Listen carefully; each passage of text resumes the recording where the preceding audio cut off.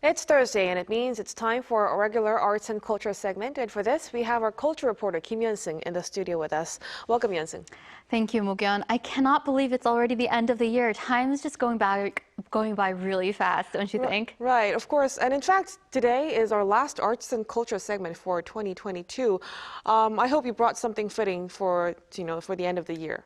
Yes, I did. So 2023, the next year, seems like it's going to be a very packed year culturally. So I've brought a robust list of what to look forward to in 2023. Right, so let's start with January. Right, so the year starts with a musical blockbuster. The Korean-made musical Beethoven will premiere in January at the Seoul Arts Center, and this production is 7 years in the making. It's about the life of composer Beethoven, and it uses his music as motif. Some of my friends are already gushing about the musical, and very understandably so, because it's packed with a stellar cast. The musical stars actors Park Hyo-shin, Park Eun-taek, Kai, and Ok Joo-hyun, who are just deemed as these superstars of the Korean musical scene, so it's definitely one of the most anticipated performances of next year.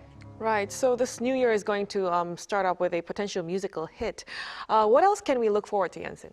Well, moving on to March, I know this news is going to excite a lot of people. I certainly am. Styles is coming to Seoul for the first time, and he's a world-renowned pop star who first made his name as a member of the boy band One Direction. He will perform in Seoul Olympic Park on March 20th. And another significant visit in March is the return of the Paris Opera Ballet. The full troupe is coming to Korea for the first time in 30 years to perform one of their most famous ballet acts, Giselle. The Paris Opera Ballet is the oldest, and it's one of the most esteemed ballet companies in the world. And recently, Korean ballerina Park Seung became their first étoile, or star, as the first Asian dancer to earn that title. Right, Yeonsung, didn't the Paris Opera Ballet come to Korea last year too? I remember, you having a segment on that too. Well, I'm glad you remember it, but last year, so only a few dancers came to Korea, and they were performing in a gala. And gala is just snippets and highlights of dance acts, while the upcoming performance in March will be the first full act with the full Paris Opera Ballet troupe in Korea since 1993. And March is definitely going to be a busy month because the Phantom of the Opera will also stage its first Korean production in 13 years. After first being performed in Korea back in 2001, it's the act's third Korean production, so it's definitely not an everyday show you can catch here in Korea. It's also starring musical superstar Cho Seung-woo as the lead, and it's going to tour in Busan first from March to June and in Seoul from July to November. All right, so we have a lot to look forward to for next year.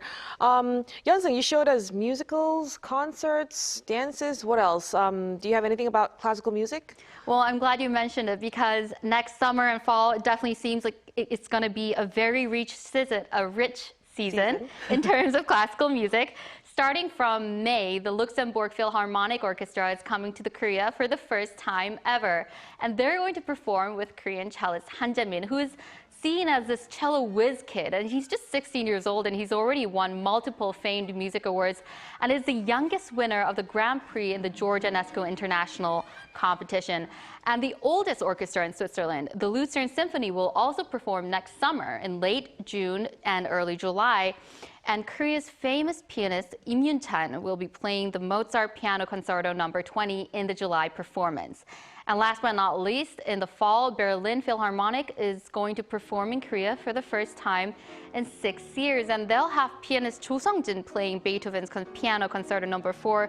So it really seems like there are going to be many church visits and just plenty to look forward to in terms of classical music. Right, indeed. So it seems like next year will be a jam-packed full of, cultural events. Yes, exactly. And before we wrap this segment up, I wanted to mention that this will also be my last time in the studio as culture reporter, for now at least. I'm leaving it in the hands of our very competent reporter, Song Yoo-jin, who will be taking over the arts and culture segment while I oversee the business and economics reporting team next year.